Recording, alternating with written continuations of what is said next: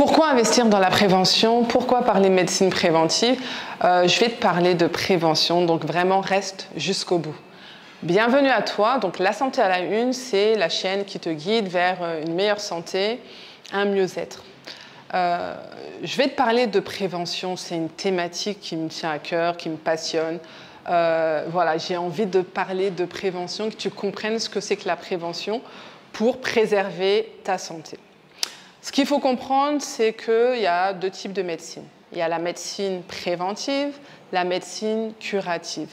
Quand on parle de médecine préventive, c'est ce qui te permet de prévenir la survenue de maladies, en gros.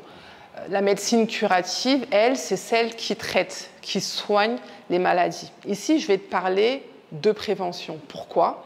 Parce que mieux vaut prévenir que guérir. Je pense que c'est une citation que tu as entendu parler largement et partout.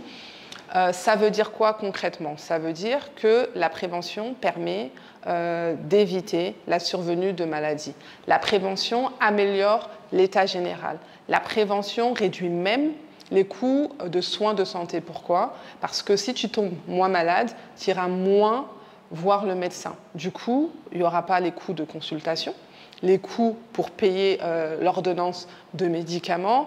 Et si jamais tu avais la malchance d'avoir une maladie qui nécessite une hospitalisation, ben, ça t'évite de payer les coûts d'hospitalisation. Donc l'intérêt d'accès sur la médecine préventive, sur la prévention, tu l'as vu, hein, elle est vraiment elle est large. Il y a plusieurs avantages. Maintenant, c'est quoi? C'est quoi la médecine préventive? C'est quoi la prévention? Il y a plusieurs façons d'être dans la prévention. Il y a la diététique, avec l'alimentation, l'hydratation, l'activité physique, une respiration qui soit efficace, un bon sommeil réparateur et une gestion de stress. Donc, comment concrètement être dans la prévention pour maintenir une bonne santé? Quand on parle de diététique, c'est vraiment l'alimentation. Et c'est avoir une alimentation saine, une alimentation variée, une alimentation équilibrée. Donc ça veut dire que ce n'est pas une alimentation qui est abondante, qui est trop grasse, trop sucrée, trop salée. En gros, il faut être dans le juste milieu. L'excès, et même le trop peu, nuit à ton corps, nuit à ton esprit. Il faut comprendre qu'on mange pour vivre.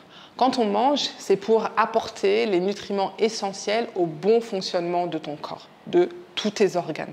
Du coup, si ton alimentation elle est pauvre en nutriments essentiels, ce dont le corps a besoin pour bien fonctionner, il ne l'aura pas. Du coup, il y aura un déséquilibre qui peut t'amener à tomber malade.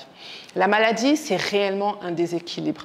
Le corps, pour bien fonctionner, doit être en équilibre de pH, ça c'est la notion d'acidité, en équilibre antioxydant-oxydant, vraiment l'équilibre, c'est la bonne santé. Donc, consomme plus de fruits, plus de légumes, réduis ta quantité de viande, bois suffisamment d'eau, parce que, on va le voir plus tard, boire de l'eau, ça permet aussi, ça participe à l'élimination de l'acidité dans le corps, l'élimination des déchets, des toxines par ta sueur, par tes urines. Donc il y a l'alimentation, donc l'hydratation vraiment suffisante. Est-ce que tu bois suffisamment d'eau? En moyenne, on va dire c'est entre 8 et 10 verres par jour. J'avais partagé un calcul simple dans une de mes vidéos, donc je te renvoie à celle-là. C'est 30 millilitres par kilo de ton poids. Donc si tu pèses 60 kg, tu fais 30 multiplié par 60, ça fait 1800. Donc ta consommation, on va dire au minimum, est de 1800 millilitres. Voilà, 1,8 litre. Il y a l'activité physique. Donc faire en sorte d'avoir une activité physique régulière. Ça peut être une simple marche. Marcher au moins 30 minutes par jour participe au bon maintien de la santé.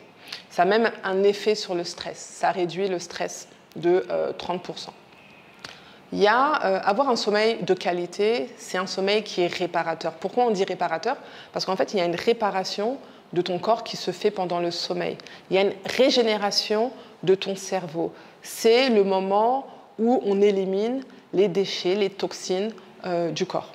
Donc c'est important d'avoir un sommeil de qualité pour être dans cette prévention, pour être en bonne santé. Il y a aussi l'aspect respiration. Il faut savoir que les poumons participent aussi à l'élimination des acides, vraiment des déchets du corps. Donc, plus tu auras une respiration qui est efficace, et la respiration qui est efficace, c'est celle qui est ample, qui est profonde, plus tu verras, ça va participer au fait d'avoir une bonne détoxification du corps et un bon maintien de la santé. Il y a aussi le stress à ne pas négliger.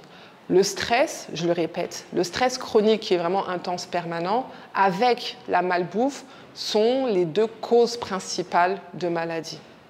Donc, prendre soin de son corps, prendre soin de sa santé, être dans la prévention, c'est de s'assurer d'avoir une bonne alimentation, mais aussi d'être capable de bien gérer le stress pour pas qu'il y ait un impact sur la santé physique ou mentale.